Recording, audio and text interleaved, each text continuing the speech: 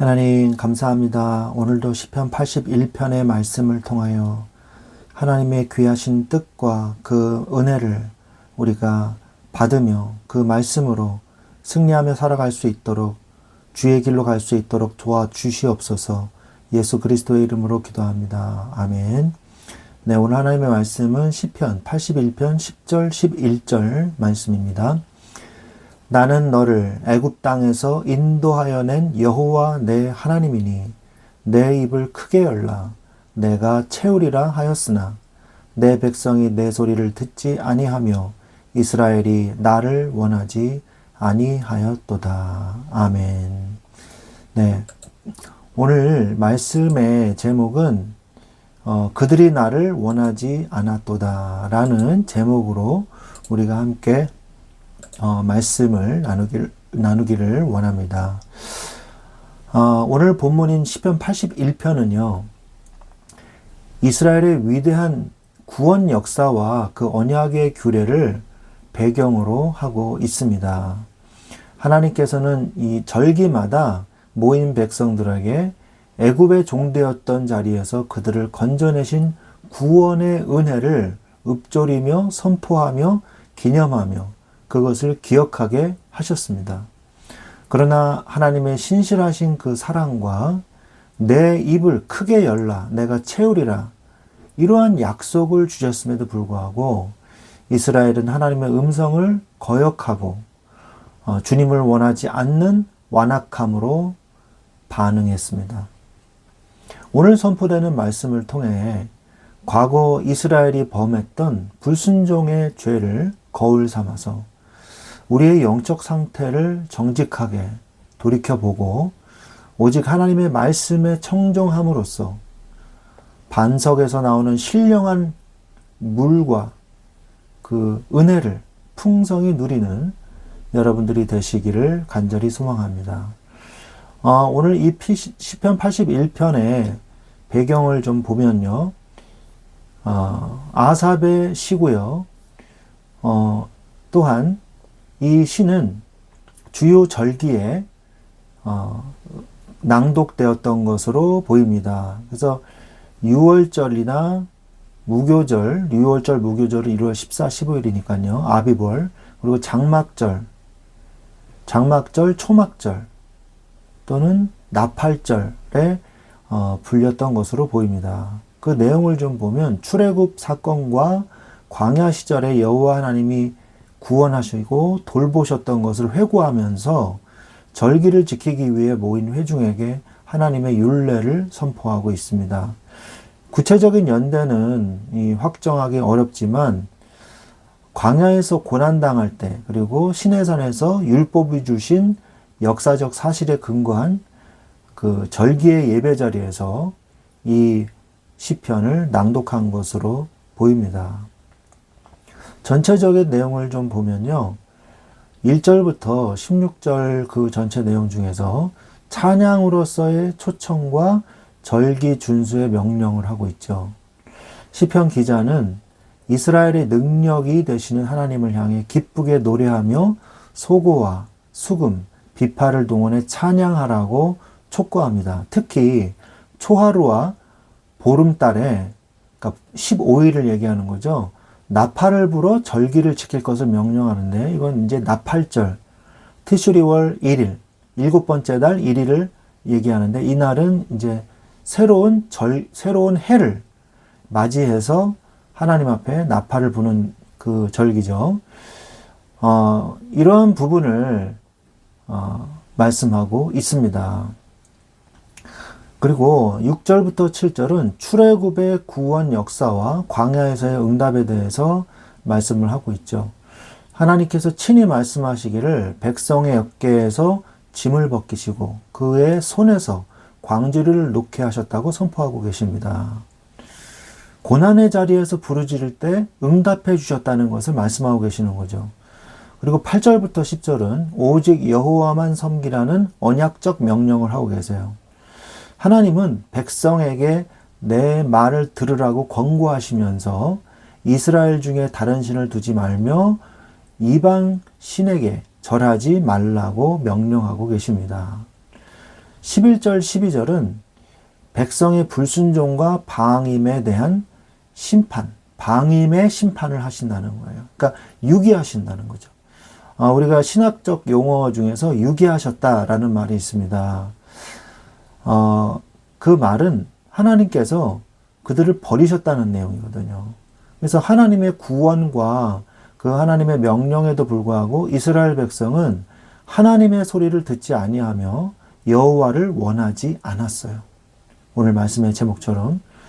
그러므로 하나님께서는 그들을 그 마음에 완악한 대로 버려둬서 그들이 하나님을 떠나 자신들의 그 임의로운 도모와 욕심의 길로 행하도록 방임하셨음을 엄중히 선포하고 계시죠. 로마서에 나오는 그 내용과 일치하는 부분이 있죠. 그러면서 마지막 13절에서 16절은 청종하는 자에게 약속된 승리와 번영에 대해서 마지막으로 끝맺음을 하고 계십니다. 하나님은 내 백성이 내 말을 듣고 이스라엘이 내 도를 따르기를 간절히 원하십니다. 그리하면 하나님께서 속히 그들의 원수를 누르시고 손을 돌려 그들의 대적들을 치실 것이라고 말씀하시면서 이 말씀을 맺고 있습니다. 그래서 하나님께서는요, 절기마다 이스라엘이 그것을 기념하고 기억하게 하셨어요. 뭐냐? 구원의 역사와 언약적 규례입니다. 그 중에서 중요한 게 뭡니까? 출애굽의 구원 사건이거든요. 이스라엘 백성들은 절기마다 모여서 자신들의 힘이 아닌 오직 하나님의 주권적인 권능으로서만 애굽에서 출애굽하고 해방될 수 있었던 사실을 기억하고 그리고 후대에게 대대로 전했어요. 그게 6월절이잖아요. 6월절. 6월절이 아니면은 하나님이 이 이스라엘 백성이 출애굽되지 않았겠죠. 양의 피를 바를 때 비로소 출애굽할 수 있었고, 이 양의 피는 메시아 예수 그리스도의 피를 상징하지 않습니까? 또한 하나님께서는 삶의 무거운 짐을 벗기신다 그랬어요. 이 애굽의 노예에서의 해방은요, 곧 삶의 해방이거든요. 구원의 해방이며 또한 우리의 인생 모든 것의 해방이에요. 하나님은 백성들이 애굽에서 고통당하며 메고 있던 노역의 짐과 광주리를 친히 놓게 하셨어요. 그 절기가 바로 그것을 기념하고 기억하게 하는 것입니다. 또한 고난 중의 부르짖음과 공급에 대해서도 말씀하셨죠. 이스라엘이 광야의 위기와 환란이 얼마나 많았습니까? 그러나 그때마다 하나님께 부르짖으면 하나님은 외면하지 않으시고 초자연적인 역사로 그들을 건지셨어요. 홍해를 가르셨어요. 그리고 어마어마한 하나님의 능력과 역사로 이기게 하셨습니다. 이 하나님의 위대한 응답을 하나님을 찬양하는 거죠. 또 무리바에서는 시험했어요. 무리바는 다툼, 이런 뜻이죠. 백성들은 물이 없어서 하나님을 원망했던 무리바에서의 실패를 기억해야 했습니다. 하나님은 백성들의 불신앙 중에서도 반석에서 물을 내어 먹이시며 그들의 믿음을 연단하셨고 절기를 통해서 이 공급하심을 되새기게 하셨어요. 그럼에도 불구하고 그들이 나를 원하지 않았다. 하나님은 말씀하고 계십니다.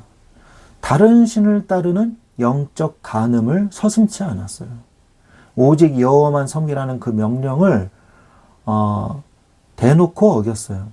하나님은 백성들에게 마음의 중심을 오직 하나님께만 고정하라고 명령하셨습니다.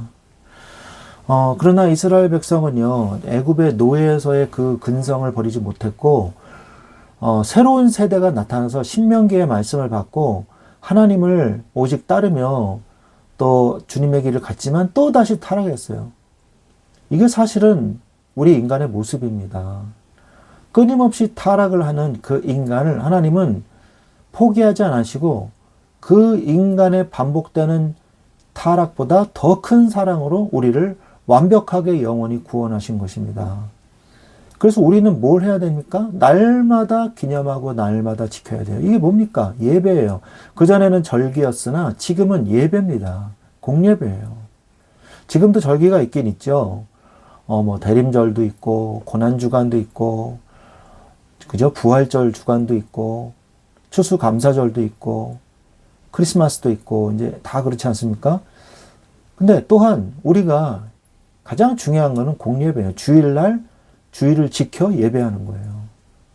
안식 후 첫날 예수 그리스도의 부활을 기념하여 예배하는 그 예배의 날, 또한 우리가 수요 예배, 또 금요 예배, 또 있지 않습니까? 또 주일날 오후에 드리는 예배, 모든 예배, 그 예배 속에서 우리는 하나님의 이 능력과 권세를 기념하며 그것을 기억하며 그 말씀을 우리의 뇌리에, 우리의 가슴에, 우리의 마음에, 우리의 영혼에 되새기는 거예요.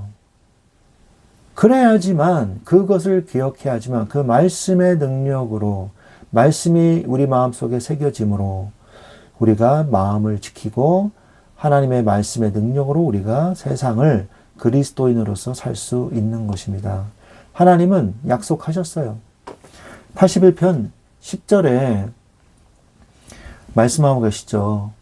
81편 10절에 나는 너를 애굽 땅에서 인도하여낸 여호와 내 하나님이니 내 입을 크게 열라 내가 채우리라.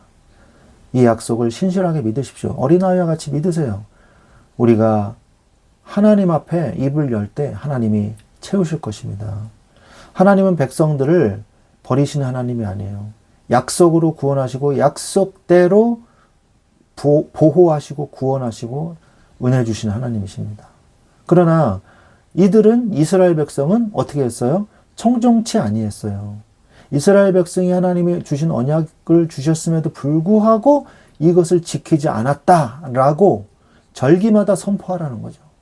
절기마다 후대에게 너희들은 이 조상들이 반복적으로 어겨온 이 어리석음을 다시 답습하지 마라라는 거예요. 잘한 것도 얘기하지만 잘못된 것도 말함으로써 이러한 과오를 다시 반복하지 말라고 얘기하는 거예요. 이스라엘 백성은요, 말씀의 귀를 닫아버렸어요. 81편 11절에 내 백성이 내 소리를 듣지 아니하며 이스라엘이 나를 원하지 아니하였다. 소리를 듣지 않고 원하지도 않아. 이러면 어떻게 되겠어요? 죽는 것밖에 없어요. 하나님의 음성을 듣지 않고, 아니 아기가 엄마 음성을 안 듣는다? 길을 잃어버리고요. 그냥 죽는 거예요. 하나님의 은혜와 약속에도 불구하고 백성들은 하나님의 음성 듣기를 거부했습니다. 그들은 하나님이 주시는 축복은 원했을지 몰라도 하나님을 왕으로 모시고 하나님의 통치 아래 거하는 것은 거부한 거예요. 이게 뭡니까? 좋은 게 좋은 거지. 축복만 주시고 내 마음대로 하겠습니다. 이거거든요. 하나님은 그들에게 어떤 심판을 내리셨어요? 방임, 유기. 이걸 신학 용어로 divine abandonment라고 그래요. abandon. 이게 이제 버리다 이런 뜻이거든요. 신적 유기예요, 이게. 신적 방임. 백성들이 하나님을 거부하자 하나님은 그들을 그 사악하고 고집스러운 그 마음대로 내버려 두셨어요. 하나님의 간섭과 말씀이 끊어지고 자기 욕심과 도모대로 살아가게 버려두시는 방임이야말로 인생을 맞이할 수 있는 가장 비참한 심판입니다. 인생이 맞이할 수 있는 가장 비참한 심판이에요. 제가 성도들을 만났을 때 하나님의 말씀에 입각해서 그 기준으로 조언을 줍니다. 교훈을 주고. 그러면요, 어떤 성도는요, 그런데요, 목사님, 저는 그게 아니라고 생각해요. 이러면서 말씀을 무시해요. 그리고 또,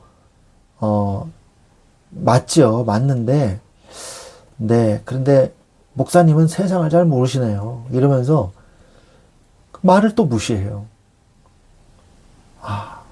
자신의 기준과 자신의 어떤 그 프레임이요, 너무 강해요. 그러다 보니까, 자신의 생각한 것만 맞다고 주장하는 거예요. 그리고, 아멘은 하지만 받아들이지 않는 거예요. 입술로는 말하지만, 마음으로는 받아들이지 않는 그런 성도도 있어요. 그러면 제가 어떻게 합니까? 당신, 하나님의 말씀을 아멘하고 받아야죠. 왜 그렇게 합니까?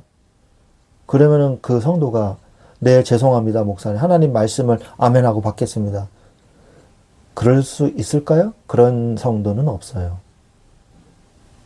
그러면 아예 마음을 닫아버리고 목회자를 만나려고 하지도 않겠죠. 그래서 어떻게 합니까? 아, 네, 알겠습니다. 더 이상 얘기하잖아요. 그냥 어쩔 수 없죠. 내버려 둬야죠. 어떻게 합니까? 거부하는데.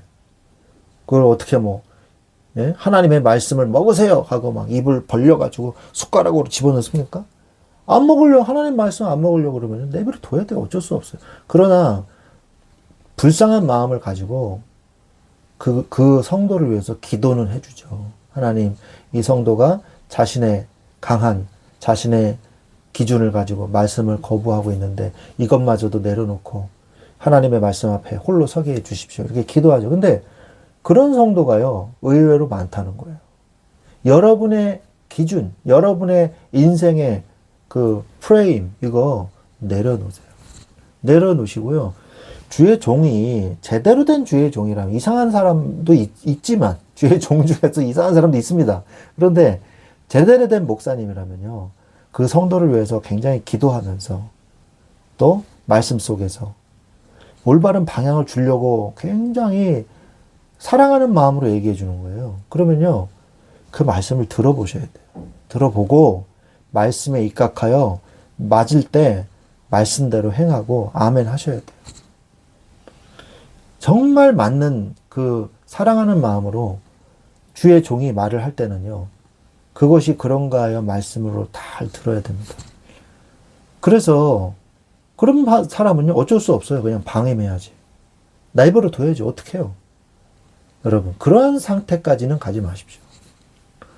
하나님의 말씀을 듣는 사람이 되세요.